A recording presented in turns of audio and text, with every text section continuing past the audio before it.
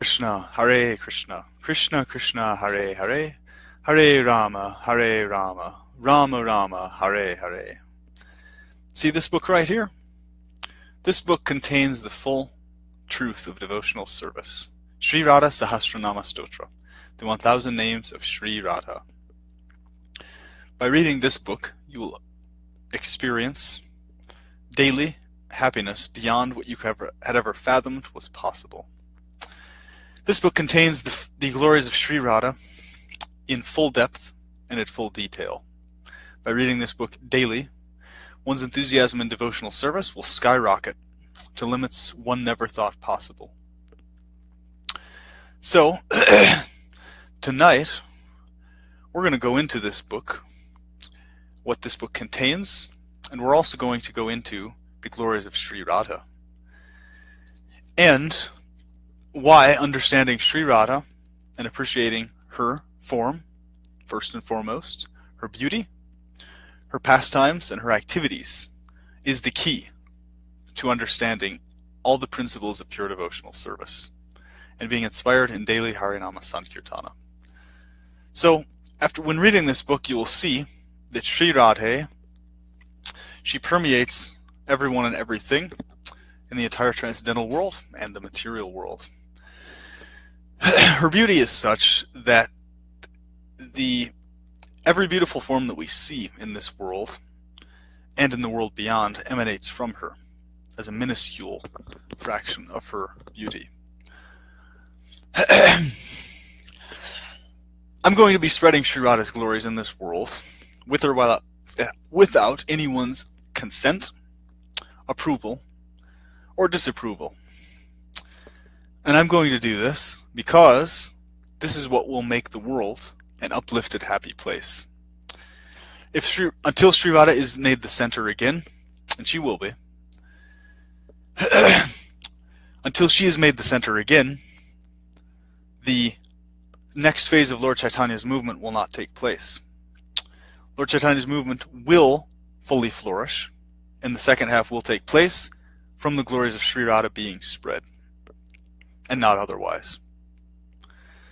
So, anyone, anywhere, who tries to sideline Shri Radha, or who tries to tell me, or to brush her aside, that she is in any way, shape, or form less than, or to the side of, or subsidiary to Krishna, they will be destroyed, philosophically, and in every other way.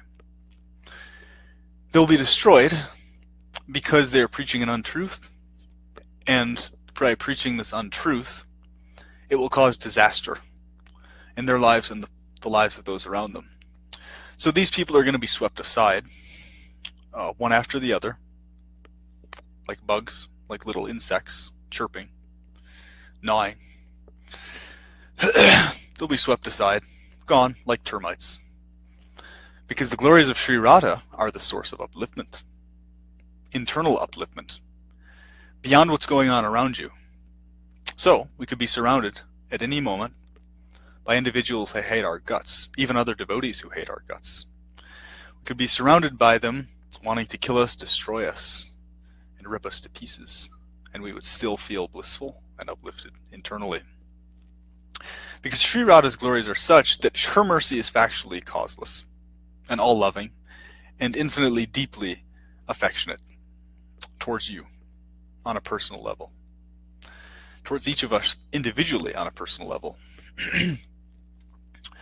So, what's going to be happening then is her glories are going to be getting spread, and the little flies who try to stop her glories from being spread, or who try to sideline her, or who try to claim that she's not co-equal to Krishna or some other claim, they'll all be destroyed and swept aside, and they'll be washed away by the tidal wave of Lord Chaitanya's Harinama Sankirtana movement. Because once the glories of Shri Radha are spread throughout the world, this will apply to everything else, the sciences, the arts, chemistry, physics, mathematics, geometry, everything else that you can think of or fathom, Shri Radha will perfect, and the materialistic world will be shaped in ways that are even beyond the imagination of materialists currently. Okay? So, Radharani's glories are the central essence of what devotional service is, of what everything is, actually. Understanding that she controls Krishna, and that the pastimes of Vrindavana, all of Krishna's activities, are because of her. And he does what he does because of her, for her pleasure. That's actually why Krishna behaves the way he does. And this is the reality, this is the hidden truth, which is factually there, hidden in all the scriptures, hidden in all the texts, and all the pastimes. The fact that Shri Radha is the hidden supreme and the actual supreme. Krishna is the obvious supreme, the upfront supreme, the male enjoyer. But out of all the things that Krishna was able to hide, out of all the things that he's able to eternally hide regarding his form, he's not able to hide his hips. Okay? He's not able to hide his large hips, which are in the shape of the hips of a woman. Now, these hips of his being in the shape of a woman are not just any a woman. This a woman is Shri Radha. That is why Krishna's hips are in the shape of a woman. Of a woman's hips eternally. Because they're in the shape of Shri Radha's hips eternally. Because Krishna is actually Shri Radha. This truth and this fact is the absolute truth, but it will be resisted by the vast majority of devotees worldwide. Make no mistake, it will. And this is going to be resisted because this is the factual hidden truth that we as devotees are supposed to discuss amongst each other. This is the fact that the pure acharyas revealed to us in all their scriptures, and that they want us to understand. And this is what Krishna is hinting at to us in every one of his pastimes. Pay very close attention. When Krishna is doing everything he does, even when he's slaying the asuras, he's hinting at us to focus on the form of Shri Radha. Okay? He's telling us that he actually is Shri Radha. That's what Krishna is telling you. So read any pastime. Go through the Krishna book, Srimad Bhagavatam, Chaitanya Charitamrita. Read them. And you'll see Krishna telling you that he actually is Shri Radha. That's who he actually is. Of course, he's Krishna also, naturally. And he's eternally in this function, in this role of being the supreme male enjoyer up front, because Radharani is eternally wanting to stay in the background. So, therefore, eternally, she has it set up that Krishna is receiving the worship as if he's actually the supreme, which he is, because he is Shri Radha. Interesting, right? You probably haven't heard this before, but you actually have heard this before. You've actually read it in every text you've ever read. You've read it in the Srimad Bhagavatam. It's in every verse. You've read this in the Chaitanya Charitamrita. This is also in every verse. And you've also read this in every other book that Prabhupada has translated and written. And those of all the other previous acharyas. Bhaktisiddhanta Saraswati Thakura specifically said, the only reason we have anything to do with that blackish boy is because he simply happens to be the plaything in the hands of Shri Radha.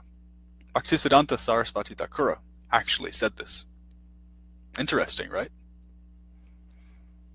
Completely celibate his whole life, pure brahmacharya, pure devotee, Radharani's eternal manjari. And this is what he says. He said this in response to seeing some other devotees walk around Radhakunda. And as these other devotees were walking around Radhakunda, a Maharaja, king, and his wife were walking around, and they were showing respects to Shri Radha, and the disciples of him, they noticed that, oh wow, they must have very deep devotion to, Radharani. So he says, no, not so much.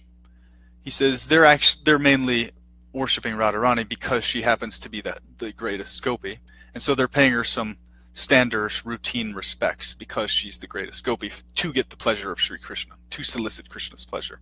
And he said that's why they're worshiping her, actually. So that's what he says, not so much. They don't have so much appreciation for her. But he said, then as we are concerned, that's then what his response was. The only reason we have anything to do with that blackish boy is because he happens to be the plaything in the hands of Shri Radha. Think about that for a moment. Think really deep about what that actually means. That is an absolute statement. That statement is not a statement regarding his mood only. That statement is actually absolute. And this is why Shukadeva Goswami, when reciting the Srimad Bhagavatam, he only went into tears and could not continue speaking, and why he had to skip over Shri Radha's name very quickly. Because as soon as he started mentioning her name, he would go into ecstasy. But notice, he was able to mention Krishna's name continually throughout the entire 7 days. But he could not even mention Shri Radha's name once without falling into ecstasy. Naturally, he's also her parrot eternally. But aside from only being her parrot, this is actually the transcendental truth that Krishna is trying to show us himself in the Srimad Bhagavatam. And in the Bhagavad Gita, it is very funny actually. You'll notice this and you'll see this. The entire time that Krishna is talking about himself, describing these things about himself, he's hinting continually to Arjuna to look further into him, to see Shri Radha as why he does what he does, and trying to get him to focus on Shri Radha as supreme. But Krishna isn't allowed to openly say this about Shri Radha in the way he describes himself. Okay? Except in the conversations he has with her privately. That is left to the devotees to do, because we are not exactly controlled the same way by Shri Radha that Krishna is. We're also controlled by her, yes, but in a slightly different manner. All right? Now Krishna, he eternally has to be in the position of displaying himself as the supreme enjoyer, due to the wishes of Shri Radha. Okay? Now, he's eternally doing this, and this is eternally pleasing to him, and pleasing to all living entities as well. Because Shri Radha makes this very clear. I myself am Krishna in the male form. That's what she says about herself to Shri Narada when he actually asks about this. Lord Shiva himself confirms this in 1,000 Names of Shri Radha. In this book right here, spoken by Lord Shiva. He says that I have not revealed these names in any of the Tantras. And he specifically says that Lord Shri Krishna is the master of Goloka eternally due to the mercy of these 1,000 names of Shri Radha. Krishna himself is the Supreme Lord eternally due to Shri Radha's mercy eternally. Now let that sink in for a minute. Let that sink in. Because the implications of this are vast. I mean, these implications are vast in terms of how you will perceive your daily devotional service, your internal meditations, and whether or not you will feel enthusiasm in Harinama Sankirtana. There was a reason Ayendra Prabhu was inspired to engage in Harinama Sankirtana continually. You know why that was? Everything we just talked about now, leading up to this. He understood this truth about Shri Radha completely. Okay? Being absorbed in this truth, that is what gave him the inspiration to engage in Harinama Sankirtana. That is why I've been inspired to engage in Harinama Sankirtana. So you can see the result. Look at the result of what one is internally meditating on, accepting, believing, and processing. How does that manifest? Does it manifest in the individual engaging in the Yuga Dharma? Or does it manifest in the individual avoiding the Yuga Dharma? These truths about Shri Radha will inspire you in Harinama Sankirtana. And actually nothing else in devotional service will inspire you in daily Harinama Sankirtana. Nothing else will. Because nothing else is actually the truth. You see? It's very simple. Simple for the simple. Now, the vast majority of devotees right now are resisting this idea, and will try to continue resisting this idea, but they won't succeed and they won't win. Because the truth is there in the facts. Okay? In the direct experience of this fact and the direct experience of this truth. Shri Radha's glories go so far deeper than ever even described scripturally. So much deeper. Okay? And Krishna's eternal form has those hips. He's able to hide every other feminine feature and emphasize masculine features, but he cannot hide those hips. He can't do it. Nope. because there has to be that one remaining factor that shows us that Shri Radha is actually Shri Krishna. Okay? Therefore, understanding this truth about Shri Krishna, now you will appreciate Krishna's pastimes when you read his pastimes.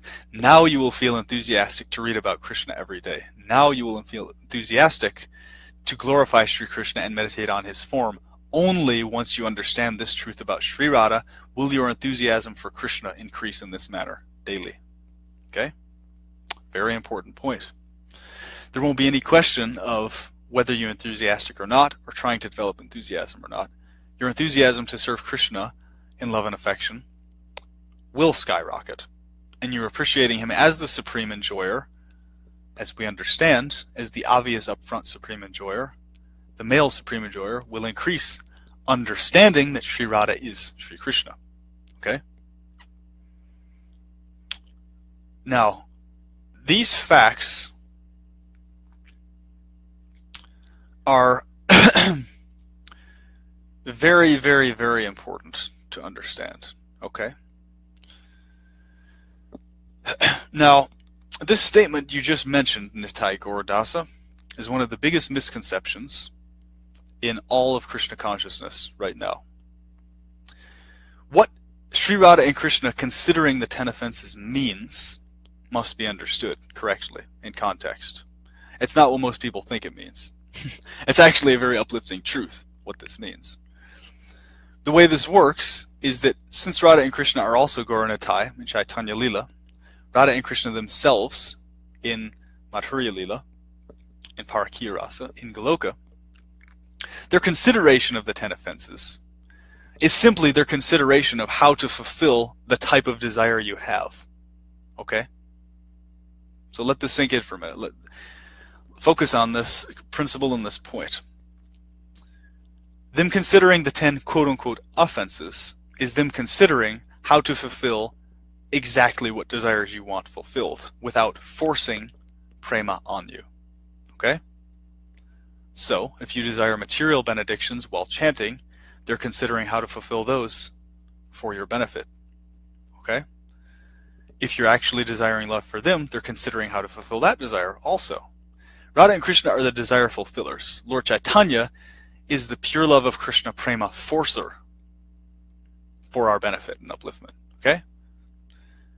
Radha and Krishna personally do not feel offended or angry ever in the way that we understand currently an individual being offended or angry. No.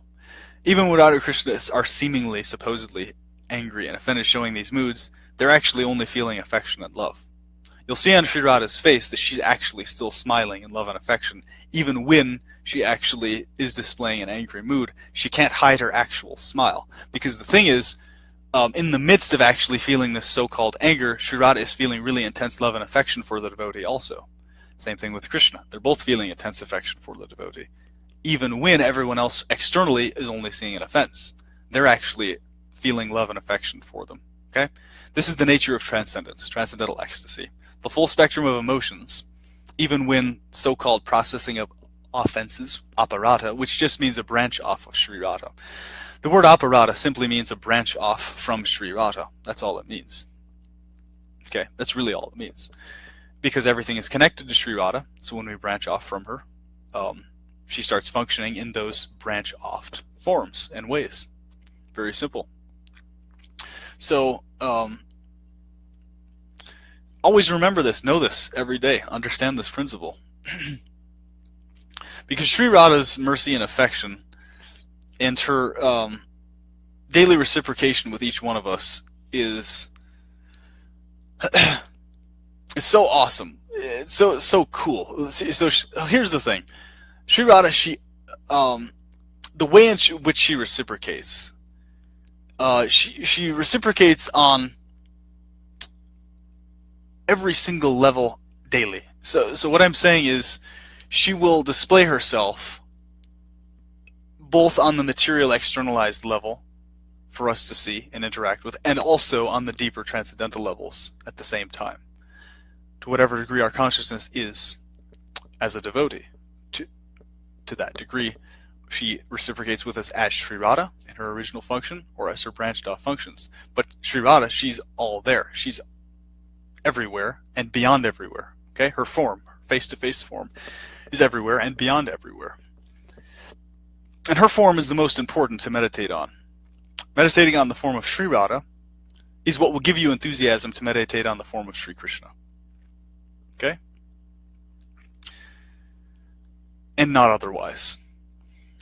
Because this is the essence of Vrindavana. This is the essence of the mood of Vrindavana. This is the essence of Harinama Sankirtana, Lord Chaitanya's movement. And everything Krishna does, everything the pure devotees do, is centered around Shri Radha's feelings, her moods, her intentions, and her emotions towards us individually. So Shri Radha herself, she's eternally thinking about us. Okay? Not only is she absorbed in the Golok Pasture, she's eternally thinking about each and every individual living entity on a very deep level. Okay? So, this thinking within her on a continual, eternal basis is, and on top of this, her desire to show this love and affection causelessly to each one of us is the essence of actually Krishna's, her controlling Krishna. And so the way it's working is that Radharani is controlling Krishna in every single way. Okay? So literally everything Krishna says, thinks, does. He's always thinking about Shri Radha. Even when he's on the battlefield slaying asuras and the blood is coming out of their body, he's always looking at all these things as how they pertain to Shri Radha. Now, Krishna thinking like this is setting the example for how we are supposed to think towards Shri Radha as well. Because Krishna considers himself to be her servant. Okay? This is very interesting and very important to remember this fact. Okay? Because Shri Radha's mood is that Krishna, you are mine. Alright? Where Chandravali's mood, Radharani's expansion, is Krishna, I am yours. Because this is actually the transcendental fact. It is not just a mood. Shri Krishna is Shri Radha's. Factually. Okay? Not sentimentally, not mood-wise. Factually, she is actually the owner of Krishna. Krishna is her property. Literally. Okay? But Shri Radha is so amazing that she eternally makes it to where Krishna is actually the one displayed and seen as the supreme enjoyer of her. Okay? She always keeps herself in the background. We can sing Hare Krishna anywhere, yes. And the reason we specifically say Hare Krishna in the Mahamantra instead of Radha Krishna, which we can sing Radha Krishna as well, is that Hare is actually the hidden form of Shri Radha. So this form of Shri Radha that allures Krishna, okay? The hidden form of Shri Radha, Hare, is intriguing to Krishna, and that's why we sing the Hare Krishna Mahamantra, because throughout the Eightfold Daily Pastimes, Krishna is always allured by the hiddenness of Shri Radha, how she speaks in the form of codes, how she hides herself, how she covers her emotions, and all these other things like this under the surface. That is what's especially attractive to Krishna. The wondering and the guessing is very attractive to Sri Krishna. So that is, he likes Radharani in the Mahamantra to be hidden like that, so that it increases his urge to be with her and to reciprocate with her, and to reciprocate with all living entities also individually. Okay? So Radha and Krishna together in this love dynamic are thinking about each one of us while they're engaged in this intimate love dynamic with each other. Always. They're always thinking about us individually. Each individual living Jivatma. Because what it means to be a Jivatma, it means you're infinitely unique. Okay? And that infinite uniqueness is no exaggeration. So, just like Radha and Krishna are beyond all pervasive, so is the living being, actually. Okay? And what this means is that you're completely beyond the concept of time, space. You're even beyond the Brahmajyoti, actually. And definitely Radha and Krishna are beyond the Brahmajyoti, which emanates from their forms. Now, knowing this truth now about Vrindavana, Vraja, the Vrindavana Leelas, one can very clearly understand now why so many individuals end up in Dvaraka and Mathura and they don't go to Vrindavana. It's because the ones who end up in those places do not accept that Shri Radha is the controller of Shri Krishna. They don't. They accept that it's the other way around, and those are the ones that end up in Mathura and Dwarka. Okay. So as long as someone's focusing on Shri Krishna as the central focus, the Supreme himself individually, and then Shri Radha as to the side of him, as long as they see it that way, they're going to not get past Dwarka or Mathura. They won't be making it to Vrindavana, and they won't be allowed in Vrindavana either, because they don't have the deepest consciousness. They at least have the consciousness that Krishna is supreme, which is true. Yes, that is true.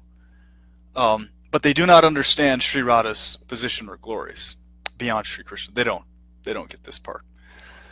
And that's what those places are eternally for, actually, where Radha can display herself eternally as the supreme enjoyer, Shri Krishna, and interact with her devotees in this way, actually.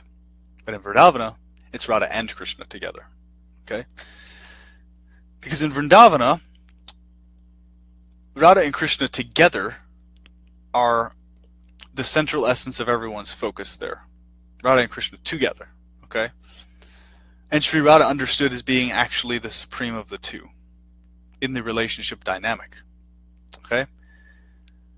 It is only this consciousness and this awareness of Shri Radha's relationship with Shri Krishna that will allow one to go to Vrindavana, and that will inspire one in Harinama Sankirtana.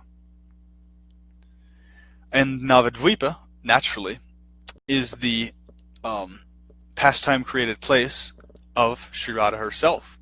Now, Krishna is eternally intrigued to understand the mood of Shri Radha regarding himself, because Shri Radha is actually the controller of him and how he behaves and how he thinks. So even he has to actually make an eternal point to understand her mood towards himself.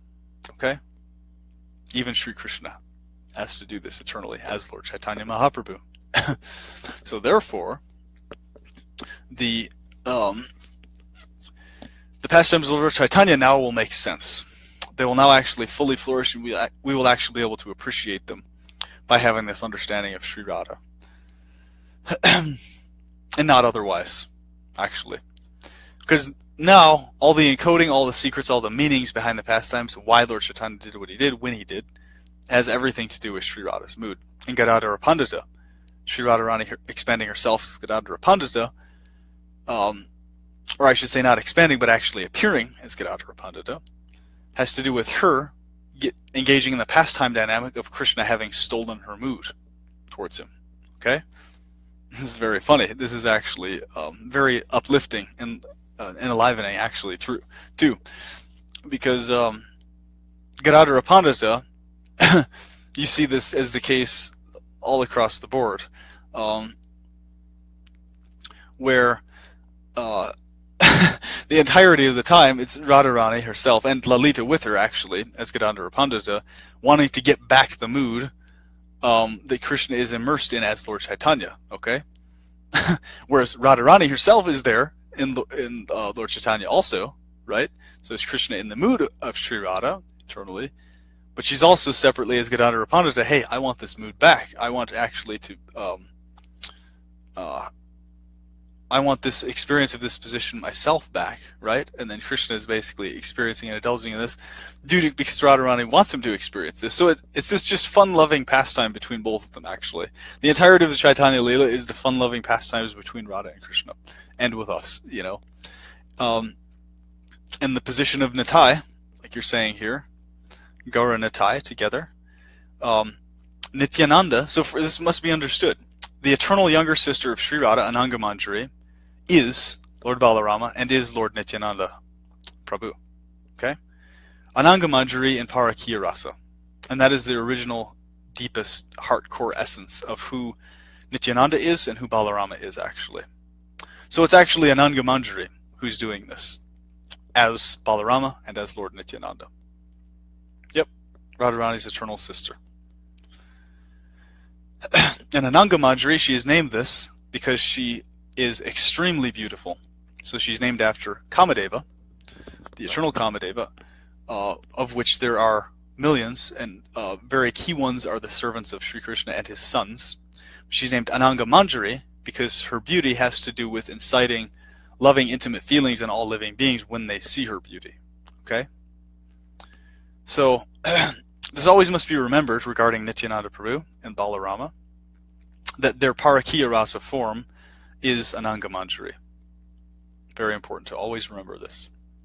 And this is why the mood of Lord Nityananda is begging us to chant the holy names of the Lord. Because Ananga Manjari herself is begging us to have intimate one-on-one reciprocations with Radha and Krishna. She's begging them to reciprocate with us intimately, and she's begging us to reciprocate with them intimately. This is the secret of Lord Nityananda's heart, actually, and the secret of Lord Balarama's eternal meditations. Because Lord Balarama, Lord Nityananda, and himself in his original deepest feature as Ananga Manjari is this is the essence. This is the essence. It's bringing the living entities into intimate interactions with Radha and Krishna. This is the essence of the mood behind Harinama Sankirtana, and begging others to engage in this. Okay? Because in the process of doing this, the individual themselves actually experience intimacy from Radha and Krishna far greater than is ever possible otherwise. Okay? Yes, the Acharyas do order us to chant Nityananda. Now here's the thing.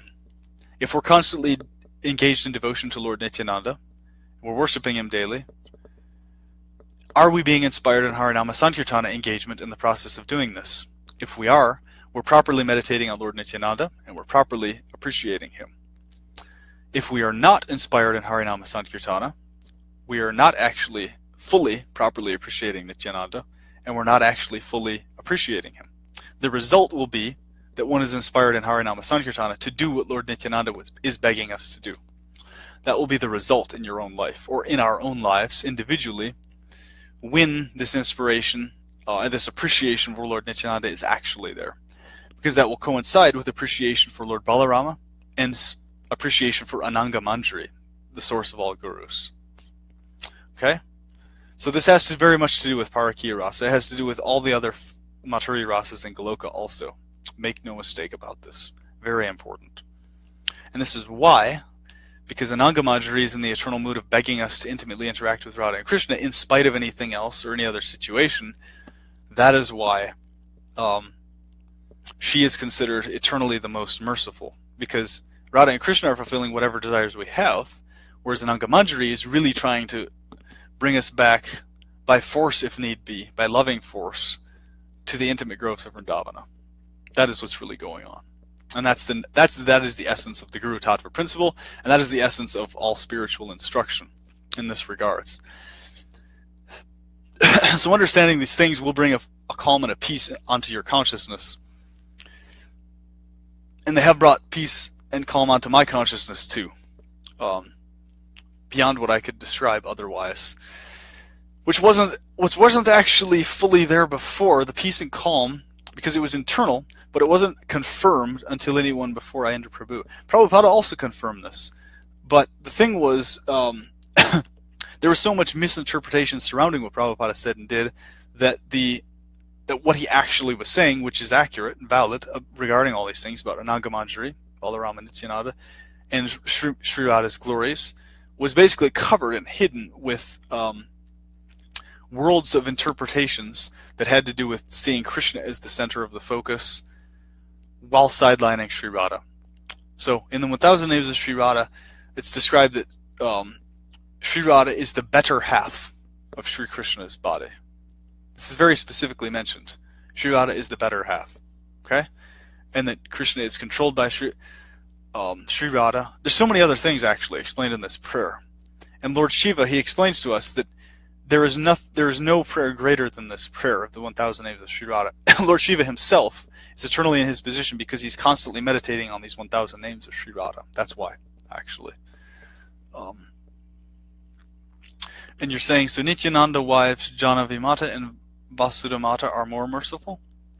Well, yes, they actually are even more merciful. Because the thing is, in transcendence, there's no less, there's only more. So, if someone said, if someone said basically that someone is less merciful or something, like for example, if someone were to claim or say that Radha and Krishna are less merciful than Lord Chaitanya, that would not actually be an accurate statement. That would not be correct. In the sense of how we process materially such statements. What the correct statement is that Lord Chaitanya is more merciful, but it doesn't mean that Radha and Krishna are less merciful. No, that's not what it means, actually.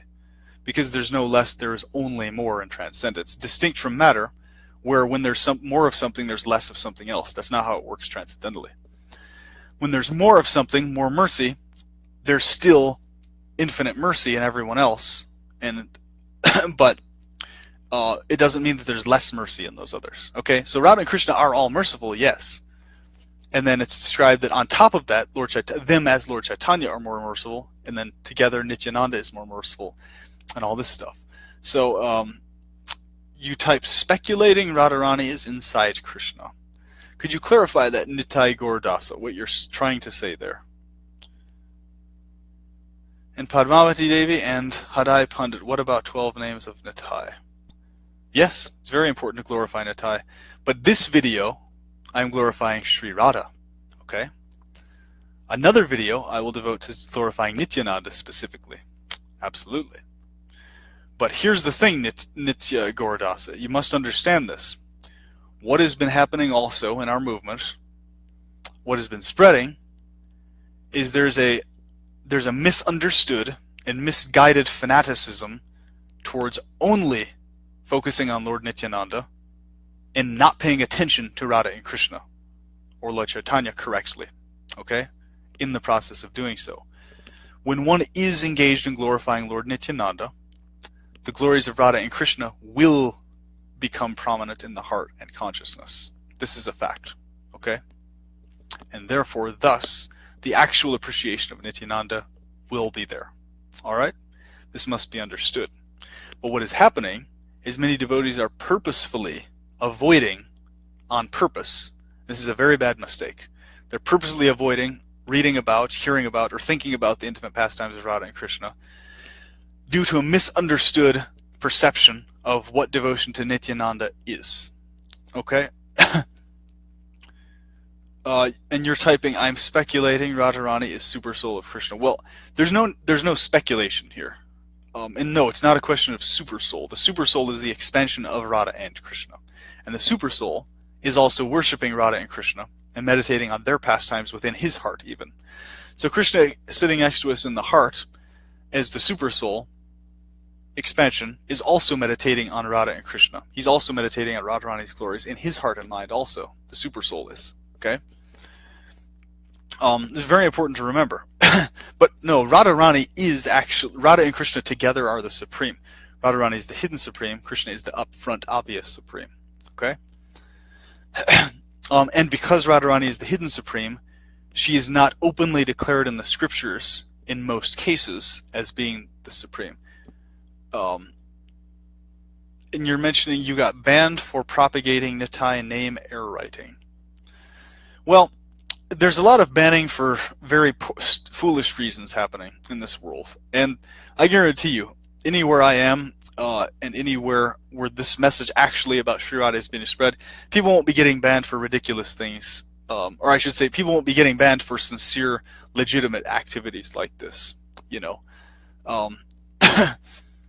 Now, because glorifying Lord Nityananda is always a wonderful activity. That's the thing. It's just a matter of if in the process of glorifying Nityananda, we're specifically sidelining or brushing aside Radha and Krishna or Lord Chaitanya in the process, then that is an aspect of a misguided fanaticism that's not actually appreciating Nityananda. It's very similar to what the Ritviks are doing with Prabhupada. Basically, they're using his name, they're using his position, using his glories as a shield for not actually appreciating Radha and Krishna properly, Lord Chaitanya properly, Nityananda properly, and not actually appreciating Prabhupada properly, okay, in proper context. So he's being used instead of actually loved and appreciated. Under the guise of him being loved and appreciated, verbally, lip service, okay? But that lip service isn't translating to actual soft-hearted affection towards other devotees. And this is what's going on. And that's not happening because they're not looking at Shri Radha properly. Okay? So, the glories of Shri Radha will continue to be spread. And here's the thing, Nitya Gaura Das, none of us eternally consider ourselves qualified. We never see it that way. Living entities don't look at it that way. Radha and Krishna don't see it that way. So this whole qualified, unqualified stuff, it's not even a consideration in the consciousness of the eternal living being. We don't consider in terms of ourselves being qualified. It's an artificial imposition on the mind. Okay? So, causeless mercy, causeless affection from Radha and Krishna in all circumstances. That is what leads to gratefulness, infinite gratefulness. And that infinite gratefulness, which causes upliftment and happy feelings within the heart and mind, translates to a person feeling unqualified. But it's not that you feel unqualified first, and then you feel grateful. No, it's that you feel grateful, you're immersed in the actual truth of Radha and Krishna's causeless affection, which is beyond the concept of qualified or unqualified, okay, first. Then, when you actually are absorbed in the mood of feeling unqualified, it's not in the mood of materially feeling unqualified. So in other words, when you're immersed in that sensation, you're actually feeling upliftment and happiness, feeling unqualified, okay? Versus how that feels in the material world. So if you're actually feeling depressed or unhappy, when you're quote-unquote feeling unqualified, you're not actually feeling unqualified in the correct consciousness. But if you're in the correct consciousness feeling unqualified, you're going to be feeling grateful, happy, and uplifted. Very important to pay attention to how your mind processes, how you feel when you say I'm unqualified or think you're unqualified. Very important.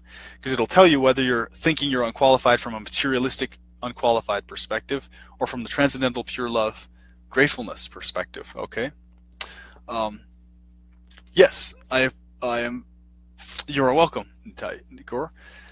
Thank you for being appreciative, and thank you for being a good friend here. And you're saying also, I just said to get to Radha Krishna, we got to get recommendation from Nitai. Well, this is the thing. The very fact that we're discussing Radharani and Krishna right now is because we have had recommendation from Nitai. The very fact that we've come into this movement in the first place means that we have recommendation from Nitai. Nitai gives causeless recommendation. So Nityananda's recommendation of us to Radha and Krishna is him begging us to engage in pure devotional service, chanting the holy names. So Nityananda's recommendation is causeless, and his recommendation is there for all living beings to encounter Radha and Krishna. This must be understood about Nityananda. It's not that someone won't get Nityananda's recommendation. That's impossible, because Nityananda's eternal function is bringing you in any way, shape, or form back to your intimate relationship with Radha and Krishna. That's his entire purpose, focus, and function. Okay? So, what this means is that you already have the recommendation of Lord Nityananda. Otherwise, you wouldn't be hearing about Radha and Krishna in the first place. In fact, we wouldn't even know about Radha and Krishna if it weren't for Nityananda's recommendation. Okay? So the very fact that we're here right now having this discussion means we've already all gotten his recommendation for this to even be happening in the first place. Otherwise, we wouldn't be here. We wouldn't be talking about this. Okay? It's not that some of us haven't got the recommendation and some have. No, it's actually we all have the recommendation. It's just a matter of, do we recognize what that recommendation is and how Nityananda actually does that. So what we're experiencing right now is Lord Nityananda doing this. Okay? So this is the fact. Because Lord Nityananda is begging even the rascals who have nothing to do with devotional service at all to chant the holy names in pure love and affection. So the devotees already doing this, more or less, trying to engage in devotional service. We're beyond having his recommendation. We're basically, and Lord Nityananda, in his infinite humility, he sees himself as less qualified than living entities. Krishna and all of his expansions see themselves in this way, this infinitely humble mood. So when even when Mahavishnu, okay, is displaying himself in like this supreme Lord majestic thing, he's doing that as a fun-loving pastime for the devotees who want to see him like that. Okay? It's not that he's actually mainly or purposefully focused on I'm the supreme enjoyer, I'm enjoying. No, he's doing that to please the devotees because we like to see the Lord absorbed as the supreme enjoyer. So because the living entities like to see Krishna doing that, that's why he does that. Okay? The fact is he's controlled by Radharani. That's actually what's really happening. And a certain set of living beings, or I should say living beings in their deepest consciousness prefer to see that happening. Okay? But then there are also these other branch-off preferences that living beings prefer. Okay, we want to see Krishna as the top supreme and focus on him, Vasudeva, Om Namo Bhagavate Vasudevaya, that stuff, right, which was done in Satya Yuga. Krishna as Vasudeva in his two-armed form, two-legged form, okay, and his expansions. That has to do with the living entity focusing on an expanded function of Krishna, okay? So his God function, things like this. Basically Krishna behaving and acting as if he's not controlled by Shri Radha, but actually he's in direct control 100%.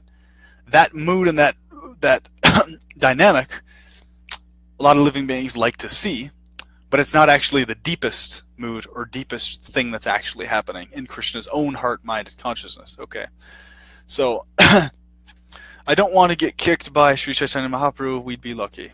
You said, does Radharani punish? Well, this is very important to remember.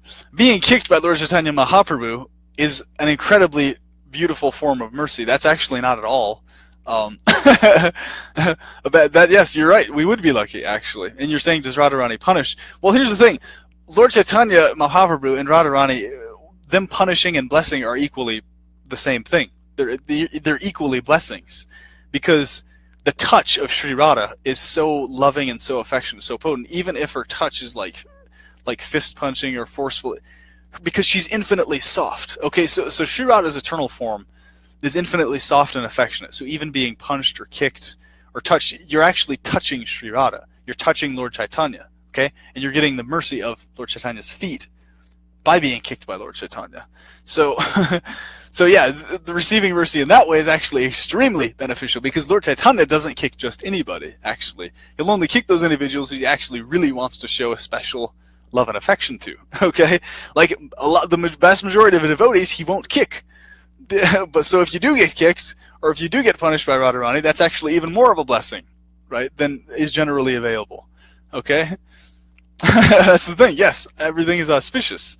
And this must be understood too, because when you're reading Chaitanya's pastimes, when you're reading Radharani's pastimes and stuff, you're gonna see their smile, like, and you're gonna feel their actual loving, affectionate feeling. So, like, even the pastime with Chota Haridasa and all these other individual pastimes, where Radha and Krishna really tried to make a point to display anger or something and this and that, you can feel it coming from them. You can tell they're not actually angry. Like, you can tell they actually feel really intense affection for these individuals. So they felt really intense affection for Chota Haridasa.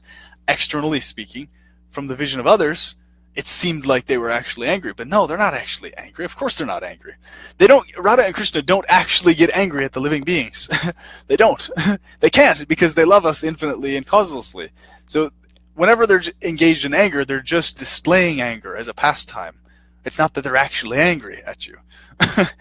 They can't be angry at the living entities who are their children that they love, okay?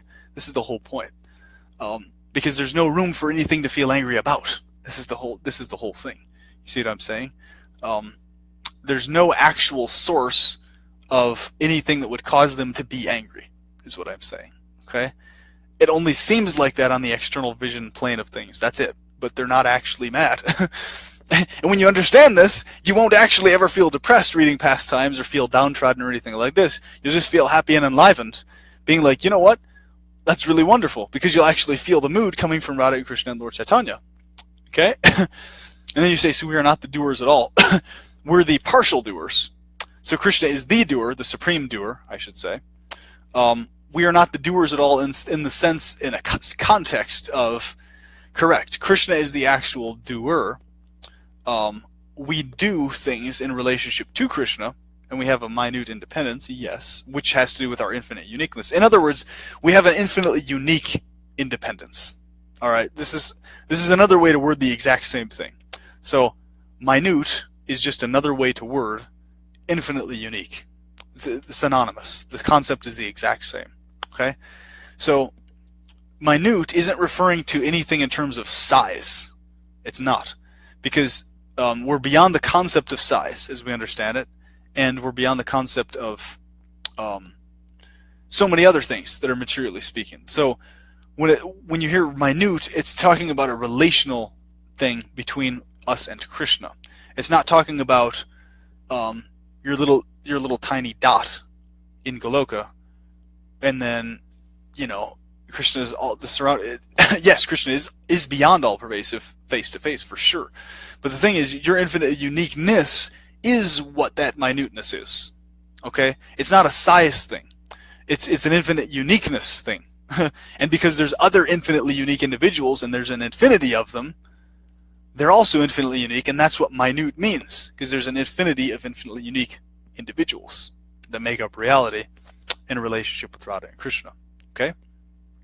So never look at it in terms of like material size processing of things. Like, okay, minute means tiny in terms of how we see material size right now. No, it means infinitely unique. Okay? Very important. And I've discussed this before, and you said it's difficult to grasp how the Lord controls everything. I heard Sadhguru said past, present, and future are right now. That is correct. So Goloka Vrindavana is the eternally ever-present time, okay, beyond past, present, and future. This is why we're able to tap into Goloka Vrindavana at any time during the day. And the Hare Krishna Mahamantra lines up with the eightfold daily pastimes in Goloka Vrindavana. The number pi in this world, 3.1415, so on and so forth, is a transcendental number and acknowledged as such by material mathematicians, because that number emanates from the loving relationship dynamic between Radha and Krishna. Radharani draws the circle, Krishna draws the line, and that is why the ratio is the way it is. Shri Radha surrounds Krishna. Krishna is inside and within Shri Radha. Okay? Krishna is presented as being the male enjoyer up front, as being the controller of Shri Radha, when she's actually the one controlling him. Okay? That's what's going on, and that's why the material world works the way it does. That's why the 5-pointed pentagram is 5 points, because there's 5 eternal rasas. And that's why there's 108 degrees to all 5 sides of a pentagram, because there's 108 gopis, and therefore the 5 relationships surround them, and that is what manifests at the smallest subatomic level of matter. And if you go further, even deeper and smaller than the subatomic level, you'll eventually reach Goloka Vrindavana. Just like if you go larger than the largest, you'll also reach Goloka Vrindavana as well. Either direction, you'll eventually reach Goloka Vrindavana. So you can go subatomic, or transcendent, because Goloka is beyond size. Beyond size, beyond space, beyond time. Okay? That is Goloka. And that is where Goloka is the reality. Okay? Beyond all conditional conceptions. So, I will spread the glories of Shri Radha, no matter what anyone else says or does, even if the whole world ended up wanting me dead for it. Because her glories must be spread, and they will be spread. It's Krishna's will, it's Lord Chaitanya's will, Nityananda's will, and ultimately it is her will as well, even though her mood is infinitely humble about this. So everyone else, together, we have to vouch for Shri Radha. We have to stand up for her, and we have to actually emphasize her glories. Because she herself feels infinitely humble, so she would ever herself personally come forward and say, this is who I am, this is, you know, I'm in this position I'm in. She does say this intimately to one-on-one with individual devotees, but even then she mentions it very much in brief and in passing, okay? And she redirects it always back to Krishna again, all right? So, and that's one of the reasons why she speaks in the form of codes so often, is that exact reason, okay? You're welcome, yes. Because, so yeah, she speaks in the form of these codes like this in Goloka, and the way she talks when she appears on Earth too, with Krishna and his pastimes, and also in these certain encoded places within this world, experiences we have, certain specific music videos even, she encodes her eternal message to all the living entities in very specific and certain ways. And she encodes it with her mood being that she's actually the loving subordinate servitor to Sri Krishna. That's actually how she feels about the situation. However, the actual truth of her situation is far deeper than that, okay? And she knows this inherently, that this is actually accurate, but she doesn't feel superior, and this is the whole point, okay? Therefore, when she encodes these messages, she encodes to help us understand inherently these principles and these concepts without her blatantly coming out and saying it. Because she doesn't, even though that is true, she doesn't see herself as being this superior individual. Naturally, she doesn't, okay? Krishna, since he's in the role and the function eternally of being the supreme male enjoyer, he naturally will respond by saying, yes, I am the supreme enjoyer, I am the supreme male enjoyer. But then he'll be hinting at you, winking at you and stuff while he's saying this, but actually, Shri Radha is the hidden supreme. She's actually controlling me. And that's what he'll... So basically, Krishna is under this eternal... it's very funny, actually. Krishna is under this eternal situation where he always has to agree with displaying himself as a supreme enjoyer, when what's really going on, what he's really wanting to tell us the whole time, is that Shri Radha is actually the one controlling him. That's really what he's wanting to say and emphasize and exude everywhere, but Radharani is always stopping him from doing that, because she's like, no, you need to be seen as the supreme central and focus, and because that's actually true, that needs to be seen as the focus. But then Krishna is like, no, actually, I want people to focus on you, so I'm going to tell them, okay, that devotion to Shri Radha is the thing that pleases me the most. When Krishna, on a deeper level, what Krishna is actually saying to us is that I want you to serve Shri Radha for her own sake, because she is actually me. She's the source of my upliftment, my happiness, my thoughts, and serving her for her own sake will by default please me naturally, because I am her. Okay, right? So it's very funny, actually, when you look into all this stuff. And since this video is on this topic, I'm just going to mention this in this video. If it happens a third time, this will be absolutely amazing. But as is very significant for this topic, I feel it's important to cover this. In 2 key dreams that I had, which are direct reciprocations of very specific prayers, Shri Radha appeared on the right side of Krishna. In other words, if we were looking at the altar, normally you will see, from our point of vision, looking at an altar of the deities, we'll see Krishna on the left from our point of view, and the Radharani on the right of him from our point of view.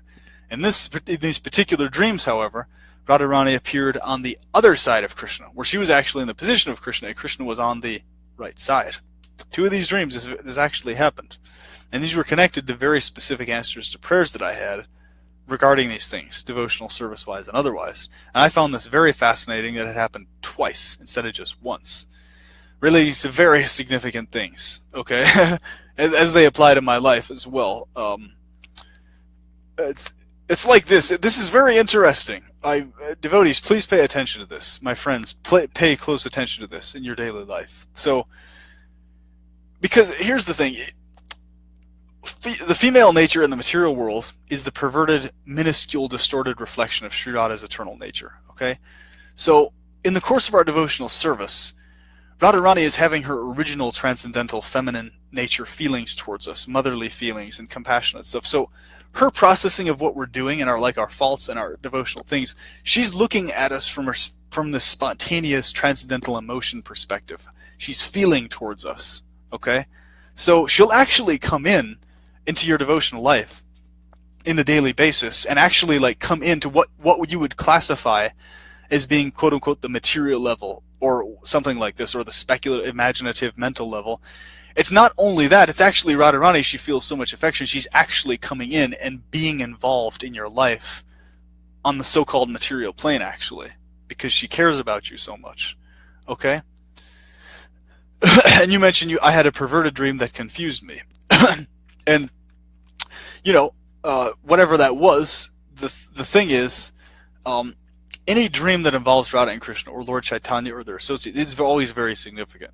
Even if that dream is on a mixed, imaginative, speculative, mental level, it's still Radha and Krishna reciprocating. Yes, they are actually reciprocating. It's just a matter of to what degree we are able to process their reciprocation versus the degree that they're actually reciprocating from their end towards us. Okay? So, and you mentioned Krishna and 2 gopis. Yeah, so the thing is, these dreams will happen, and to various degrees, they will either be perverted reflections of the original version of relationship we have with Krishna, or they will be close to the original thing to various degrees, depending on the nature, okay? Depending on the situation of our consciousness. There's so many things like this. But the fact is, Radha and Krishna are causelessly affectionate, so they will actually permeate and come in, especially Radharani will do this, and actually make a point to reciprocate out of love and affection, without actually considering so much the level of advancement, the amount of devotional. These considerations and the logic and reasoning side of things. Radharani, yes, she has logic and reason transcendentally, but her emotions and feelings towards us overrule her quote-unquote transcendental logic and reason. And that is why the female nature in the material world follows her path and things like this. So Radharani, she will always ensure that our suffering is absolutely, practically non-existent as devotees. And she wants to eliminate it completely, personally, on her end. Or I should say, on our behalf, for us. She wants to eliminate this completely. So what will end up happening, this is very interesting, because Radharani and Krishna, yes, how to conserve semen and be stout. Basically, meditating on your eternal relationship with Radha and Krishna will lead to that, actually. And understanding how your perverted reflections materially are perverted reflections of something very specific, transcendentally, that will help, that will actually assist in semen retention. I've experienced this myself, practically firsthand, and it is very true. So, and Radha and Krishna have reciprocated in very significant ways when I was engaged in that process, especially strictly. Okay? But even when I wasn't, there's very interesting, because the reciprocation is causeless, is to help us and to uplift us, right? So the ways in which we need help, they will do so. They will help us in those ways. So here's the thing, right? So Radharani, basically, what I'm trying to get at here is, you can see the actual perverted reflection in the material world in terms of how mothers reciprocate with us, how the females reciprocate with, you know, like little kids and children and things like that. So that's all coming from Radharani originally, okay? Her spontaneous, loving, affectionate feelings towards us. So that feminine nature in the material world is coming from Mataji Radha originally, okay? And that's expanding down into this world. And depending on what type of relationship you have with her Shri Radha eternally, that's going to really like emphasize how she behaves with you. So, for example, in my life, this is not an exaggeration, this is a fact. She behaves with me on a daily basis in a very like motherly mode, like a very smothering motherly mode. A smothering in a good way, not in a bad way. I'm very happy with the smothering of motherly affection. But see, what's interesting, what she does though, is she'll behave in ways throughout the day, and when I'm interacting and having all these experiences and stuff, where she'll actually behave like a mother. The only way I can describe it, she'll behave like, you know, how you experience how moms behave in the material world. But it's like on a loving, it's on a transcendental, loving, intimate level. So it's like she'll basically be just this feeling jealousy towards towards females I'm interacting with or talking to or seniors, and she'll go out of her way and actually make points to where things don't actually work, and the things like just end up going really strange. You know what I mean? To where it's like, I just look at it and I laugh, and I'm like, that's you doing this, isn't it, actually? It's because you're involved. And what's funny, what uplifts me about this and inspires me in devotion and to chant more especially, is because just knowing that Shri Radha is that focused on me individually, and knowing that she's focused individually like this on each individual, but based on the type of relationship you have with her eternally, that's how she's going to behave with you, even on the what you would call the material level. You know what I'm saying? Like how she arranges things. So it's like, yeah, I'm not even kidding. I'm like, I say this, but I'm laughing, but this actually happens, where Shri Radha, she actually behaves in like a jealous fashion in terms of how she arranges things, how I feel internally about things. Like, you know, I'll get like this really weird like gut dread come over me, right? When I'm in certain situations, in terms of like so let's say I'm attracted to a female externally or something, right? And then, but it's like as soon as things start to get closer and closer on a face-to-face level, there'll be like this horrific block of dread that comes over my consciousness, and it's like, it's literally that Radharani herself is literally feeling like she's feeling jealous. She's feeling like a jealous mother. She like doesn't want me to have. She wants me to spend time with her and not with these females. So in other words, she wants me to spend time with her and Krishna and not these other externalized situations. But it's like, you know, her consciousness is completely transcendental, but it's like it permeates even into what you call the external plane, to where that manifests in how things happen here, right, in this externalized world. And this is actually what's been a huge source of my enthusiasm in devotional service, because she reciprocates like this, like a smothering, sun-spoiling mother. And I'm saying spoiling in a good way, not in a bad way, but it's to the point where it's like, and then she'll get in like this pouty mood, right? When I look at her face on the altar, like when she's in a picture, And she'll do that. She'll be in this pouty mood that's like, basically where she still has love and affection for me, but it's like she'll basically just go off into a distance, like in a corner or something. You know what I'm saying? And then she'll basically behave in a way that's just, like, I'll know what had happened, but she won't actually specifically display or say that she was angry or disturbed about something. So it's like this passivity where she gets like,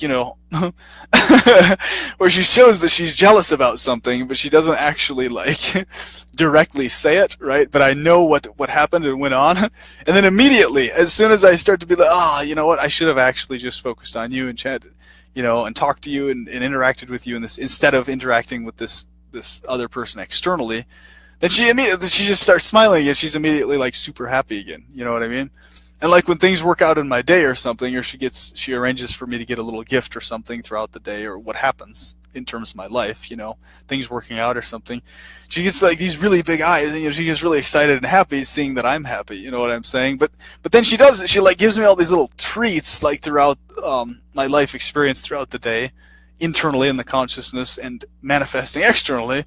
That is like it's like she's basically, because she's in this position of being this motherly, loving, affectionate position, right?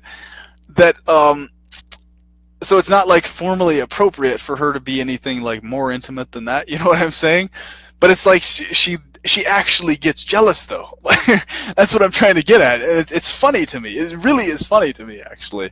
And it's really cute because it's like the more, it's because like she doesn't do that though until I actually start to like go externally or start to contemplate things lustfully towards material females or the material external world. And that's actually the real reason why things haven't worked out for me relationship-wise. That's really why. She's actually hasn't let them work. So it's funny, man. It's great though. I love this reciprocation. And you'll notice this, she'll reciprocate with each individual person uniquely too, according to your unique eternal relationship with him. And Krishna's always just standing there, off to the side with his flute, la-di-da-da-da, all happy and smiley, just basically like, just passively letting this stuff happen, basically. He's basically just like, yep, what Radharani says goes, that's what she wants to have happen, that's what's going to happen. And he's just, twiddling his thumbs, playing his flute, all happy, looking off into the distance. And I'm just like, it always cracks me up, Basically, he's like, yep, well, this is kind of how I would arrange things, logically, reasoning-wise, because, in this particular way, you won't exactly be spoiled as much, and you'll actually immerse more in devotional service. But Radharani, she sees it a little differently. She's like, no, actually, we need to treat him nice. We need to especially spoil him with like presents, gifts, give him a lot of cuddly affection. And that way he'll actually engage in more pure devotional service. So it's like what Radharani insists in my case is always what overrules what Krishna actually would otherwise slightly arrange differently. You see what I'm saying? So it's like, okay, yep, your mom actually wants it to play out this way. That she wants things to be that much easier for you, which could potentially lead to you just remaining immersed in material lust and, perverse thoughts and this other stuff. But since that's how she wants it arranged, in terms of giving you that freedom and leeway, that's what I agree to, basically. So it's like, this is the dynamic. This is what I experience every day of my life, It's like that.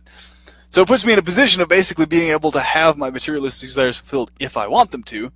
But it's like I feel like this. But when I go in that direction too much, Radharani, she gets in this like passive, pouty type mood. That's just I can't bear it. I can't stand it. I'm like, no, just please just smile again. I can't stand you being in that sad mood at all. And it's like, here's the thing. Even when I get angry, even when the anger might even be justified, Radharani, she like gets scared. Like, I mean, and I can't stand scaring my eternal mother. I can't stand scaring Shri Radha, because here's the thing, Radha and Krishna, their consciousness is infinitely loving and affectionate. So when the devotees that they love get angry or something, in my case at least, it actually scares Radha and Krishna to where they're like in this mood of, because they're so infinitely soft, you know what I'm saying? Their hearts are infinitely soft and delicate and gentle, to where when I get frustrated or something, they like start to get scared. Even though they know it might be justified or something, but it's like I can't stay. But because they're like that, I can't stay angry. You see what I'm saying? Like, and it doesn't last for very long either, because I'm just knowing that Radha and Krishna are scared of me being angry, and I see like this little worried look on their faces, starting to get a little teary-eyed, you know, in the deities and stuff. And when I'm looking at their pictures in the murtis and things, and yeah, they start to get teary-eyed when I get angry. And because they're like scared. They're like, we're scared that you're in this angry mood, you know. Basically, we're sad on your behalf and things like this. We just want you to be happy again, basically. And as soon as I'm like, oh, I'm sorry for being angry or feeling angry at all, they just immediately smile happy again. You know, the tears go away and all this other stuff. So it's, yeah, it's really great. You know, the affection is amazing every day, and you'll notice a unique type of affection coming to you too, individually. When you, you know. It just, but here's the thing: have the correct understanding towards Shri Radha. Understand her relationship dynamic with Shri Krishna, and all these awesome things do play out like this. Absolutely. No matter what types of faults you have, no matter what types of material hang-ups you may have, or whatever, Radha and Krishna can overrule that stuff and permeate through those things and reciprocate with you anyway, causelessly. Okay, for your upliftment and further purification. Okay, so yeah, all right. So it's 11:11:02. So this has been a good talk. I'm very happy that I was able to glorify Shri Radha tonight, and that she was able to inspire me to talk about her tonight. And so I wanted to say thank you to all the devotees. All glories to Andhra Prabhu, all glories to Srila Prabhupada, all glories to all the previous acharyas, back to Lord Brahma and Lord Shri Krishna. I normally glorify everyone at the beginning of the video as well. But I'm making it a special point to glorify them at the end also in this video, because it is due to all of their mercy combined together as a team that helps us and enlivens us in these truths. We have these literatures, we have these books, we have this knowledge and information due to the mercy of Shri Radha. Okay?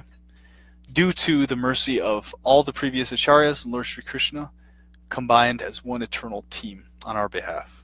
Alright, so rest well, my friends. Have a good day, and read this book, The 1000 Names of Shri Radha, and feel inspired in Harinama Sankirtana daily after having done so. Okay, alright, all glories to Srimati Radharani, glories to Shri Krishna, Jaya Shri Radhe, Hari Bol.